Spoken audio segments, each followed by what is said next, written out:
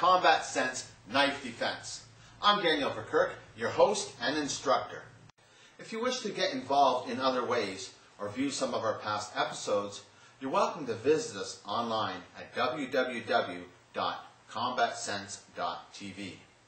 Here in episode 6, we'll be covering Combat Sense actions and reactions from defending against an attacker with a knife. Whenever you're confronted with anybody with a knife, your best defense is probably going to be to get away as far as you can, as fast as you can. Now you never want to be in a situation, and you never want to risk the chance of being in a confrontation with somebody with a knife. So if somebody does have a knife, and you have a chair to pick up to keep them away from you, or any other object that you could use, it's a matter of being aware of your environment and what's around you, because there's many things that you could use to keep the distance between an aggressor who's carrying a knife and make yourself a bit safer. You do not want to have to be in a situation to fight somebody with a knife, because it's probably one of the most dangerous instruments possible. With a firearm, a projectile fires out and it goes in one direction. But if somebody has a knife, they can stick that knife into you wherever you're moving to. They can then change the direction of that knife. A bullet goes in and out. A knife can go in and it can turn and come out in a different angle. So a knife is a very, very dangerous instrument, and you really have to be precautious in dealing with somebody with a knife. In this situation, if I have a knife and I'm attacking my opponent, and as I come to hit him, he comes in blocking, coming to do a technique on me, palm strike, and going to take me down to the ground in this position. Now,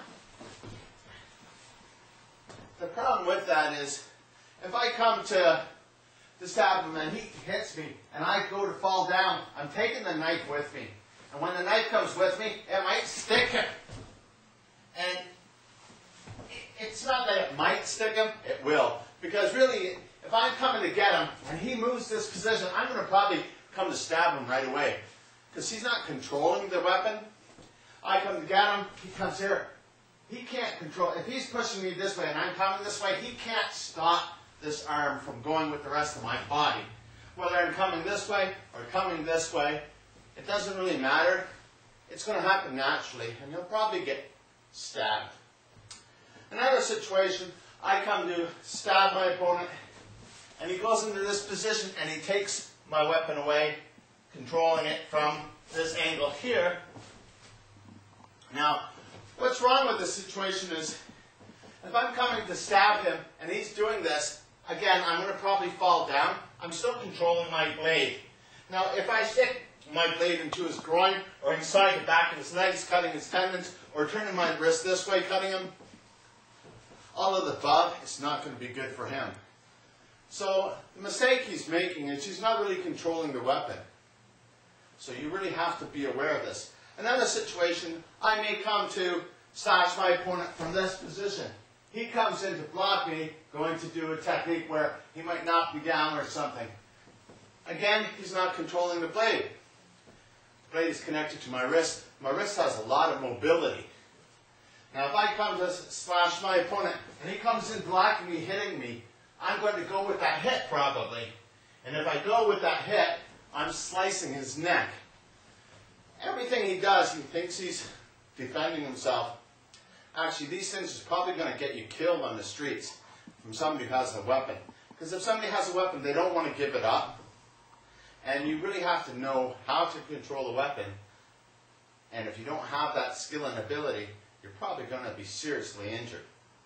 Okay, now with the roles reversed, if my attacker came to stab me with the knife, I jump out of the way in this position, grabbing it with this arm that's in line with the other arm. This arm is still out. I may pull his arm into a straight arm bar to take away the knife.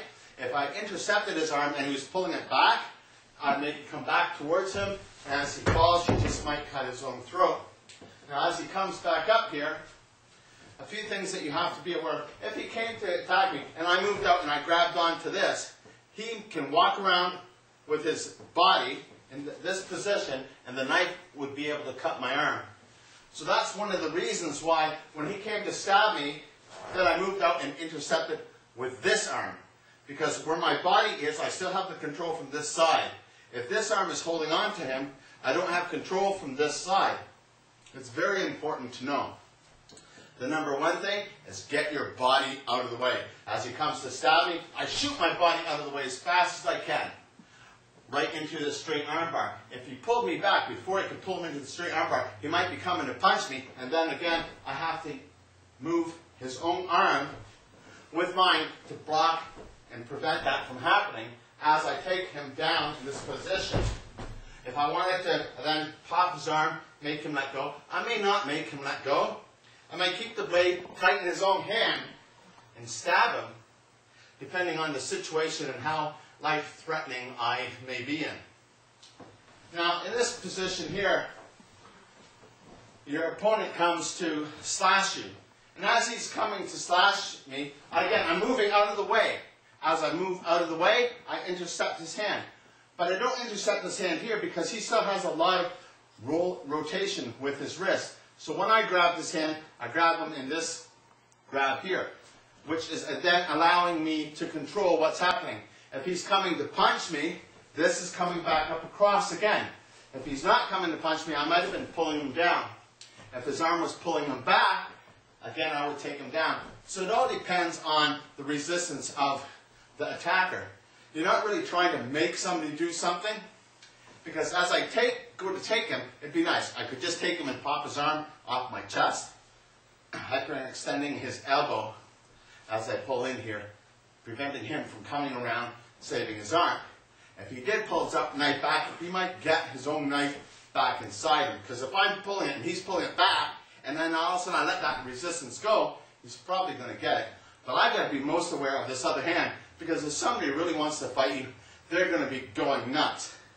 That hand is coming, and you have to block. And as you block, again, you move outside of your own arm. It's just that your arm is holding on to his blade, so when he comes to punch, you're going to move in this position. Again, allowing you to take your opponent down, which is very important here. Now another situation is, he may have drew the knife back to slash me towards my neck. Now as he comes to do that, I explode in. As I explode in, I'm grabbing in this position here. I'm actually striking him with the blade of my hand into his carotid artery. After I do this, I'll pull his arm back in this position here. Again, if he keeps the knife here, he's going to be feeding it into his own neck. Here in this situation, you always have to be aware of what your opponent can do. That makes combat sense. Combat sense is the most important thing. It's most likely what's going to save your life sometime. This concludes Combat Sense Season 1, Episode 6. Don't forget to visit us online at www.combatsense.tv and become part of the Combat Sense solution to personal defense. Until next season, let Combat Sense be with you.